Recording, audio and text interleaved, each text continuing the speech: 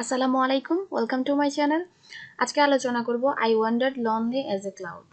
কবিতাটি লিখেছেন William Wordsworth. এই কবিতাটি খুব সিম্পল, সহজ একটি কবিতা। কবি খুব সুন্দরভাবে কবিতাটি উপস্থাপন করেছেন। এই কবিতায় কবি একটি ড্যাফোডিল একঝাঁক ড্যাফোডিলকে দেখে কবির মনে যে খুশি হয়েছিল সবকিছুই কবি এই কবিতার মধ্য দিয়ে তুলে ধরেছেন।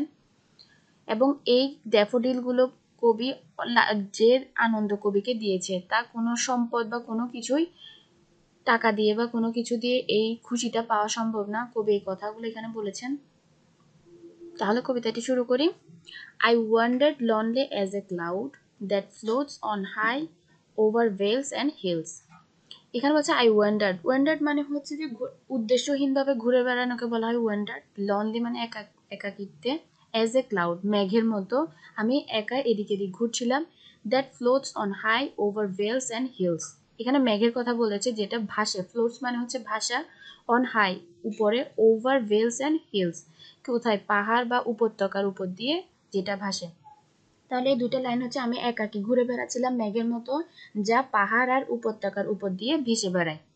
When all at once I saw a crowd, all at once মানে হচ্ছে হঠাৎ, I saw a crowd মানে আমি একটা ভিড় দেখতে পেলাম। a host of golden daffodils, a host মানে হচ্ছে অসংখ্য গোল্ডেন ড্যাফোডিলস। তাহলে কবি হঠাৎ করে দেখতে পাই যে একটা ভিড়, সেখানে কি ছিল, অসংখ্য গোল্ডেন ড্যাফোডিলস ছিল। beside the lake beneath the trees, beside the lake লেকের পাশে, beneath the trees মানে হচ্ছে গাছের নিচে, মানে ওই ড্যাফোডিলস গুলা ছিল। fluttering and dancing in the breeze, fluttering and dancing মানে হচ্ছে যে ড্যাফোডিল ফুলগুলো দোল খাচ্ছিল এবং নাচছিল। in the breeze, breeze মানে হচ্ছে বাতাসের মধ্য দিয়ে ওগুলো কি খাচ্ছিল, দোল খাচ্ছিল এবং নাচছিল।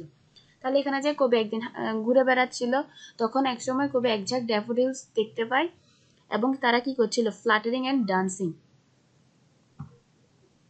Continuous as the stars that shine and twinkle on the Milky Way, continuous মানে হচ্ছে বিরামহীন, as the stars, stars এর মতো, that shine, shine মানে হচ্ছে কি কিরণ দেওয়া, and twinkle on the Milky Way, twinkle মানে হচ্ছে মিটমিট করে জ্বলা, the Milky Way মানে হচ্ছে ছায়াপথ। তাহলে কি হচ্ছিল, ড্যাফোডিলস গুলো যেন বিরামহীন তারকা দ্রুতি যারা ছায়াপথে মিটমিট করে জ্বলছে। মানে এখানে ড্যাফোডিলস ফুলগুলোকে তুলনা করা হয়েছে কার সাথে, তারকাদের সাথে। তারকারা যেমন আকাশের মধ্যে বা তাদের ছায়াপথে মিটমিট করে জ্বলতে থাকে, ঠিক তেমনি ড্যাফোডিলস ফুলগুলাও কি তাদের সেই জায়গায় যেন মিটমিট করে জ্বলছে, এটাই বোঝানো হচ্ছে। They stretched in never ending line, they stretch মানে হচ্ছে যে তারা কি হয়েছে, ছড়িয়ে ছিটিয়ে আছে সীমাহীন লাইনে, মানে ওদের লাইনের কোনো শেষ নাই। অ্যালন দ্য মার্জিন অফ এ বে, অ্যালন দ্য মার্জিন উপসাগরের কিনারা ঘেঁষে, মার্জিন মানে হচ্ছে কিনারা, অফ বে মানে উপসাগর, উপসাগরের কিনারা ঘেঁষে। 10,000 saw I at a glance, মানে 10,000 কবি দেখছে যেন এক নজরে, কবি 10,000 দেখছে। এটা আসলে একটা হাইপারবোল, কখনো এক নজরে 10,000 দেখা সম্ভব না। এখানে কবি এটাকে বিশেষায়িত করার জন্য এটা ব্যবহার করেছেন। tossing their heads in sprightly dance, tossing মানে হচ্ছে যে কি আনন্দে মাথা দোলাচ্ছিল, এটাই their heads sprightly dance, sprightly মানে প্রাণবন্ত। তাহলে এই লাইনটার কথা হচ্ছে তারা মাথা দোলাচ্ছিল আনন্দপূর্ণ নৃত্যে।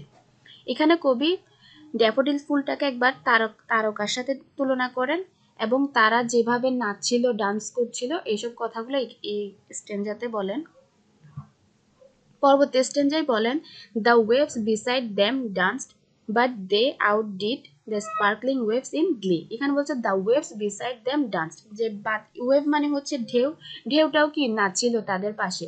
But they outdid the sparkling waves in glee, কিন্তু কি হয়েছিল, ড্যাফোডিলস পাখির ড্যাফোডিলস ফুলটার যে আনন্দটা ছিল সেটা কি ওই ওয়েভের আনন্দের কাছেও কি ওয়েভের আনন্দটা যেন ফিকে ফিকে মনে হচ্ছিল, ফেড মনে হচ্ছিল, কারণ ড্যাফোডিলসের ডান্সটা এতটাই প্রাণবন্ত ছিল। A poet could not but be gay in such a jocund company, এখানে হচ্ছে a poet could not be a gay মানে হচ্ছে যে খুশির কথা বলা হয়েছে, মানে কবি কখনো কি থাকতে পারবে না, দুঃখিত থাকতে পারবে না এরকম একটা সিচুয়েশনে। ইন সাচ এ জোকাউন্ট কোম্পানি মানে এত ভালো একটা কোম্পানি, আনন্দের সঙ্গী পেয়ে কবি কখনো কি থাকতে পারবে না, আনন্দিত না হয়ে কবি পারবে না। আই গেস্ট কি আমি তাকিয়েছিলাম এবং তাকাচ্ছিলাম, এটা বোঝানো হচ্ছে। But little thought what wealth the show to me had ব্রট।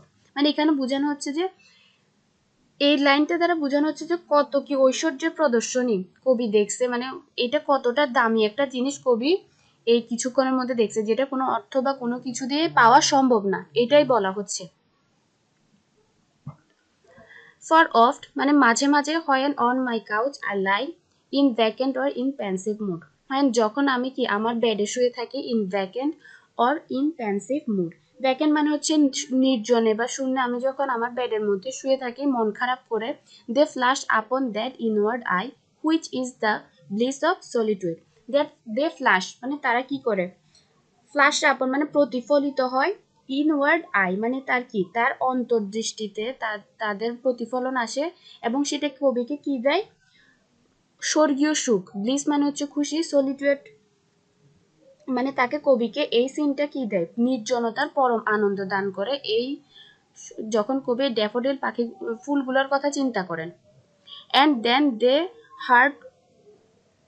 Then my heart with pleasure fills and dances with the daffodils. তখন কি হয়, আমার যে হার্ট আছে সেটা কি আনন্দে ভরে যায় এবং নেচে ওঠে ড্যাফোডিলের সাথে, মানে কবির হার্টটাও আনন্দে ভরে যায়, তারাও কি, সে তার মুডও ভালো হয়ে যায়, এটাই বোঝানো হচ্ছে। আশা করি কবিতাটি বুঝতে পেরেছেন। ধন্যবাদ সবাইকে।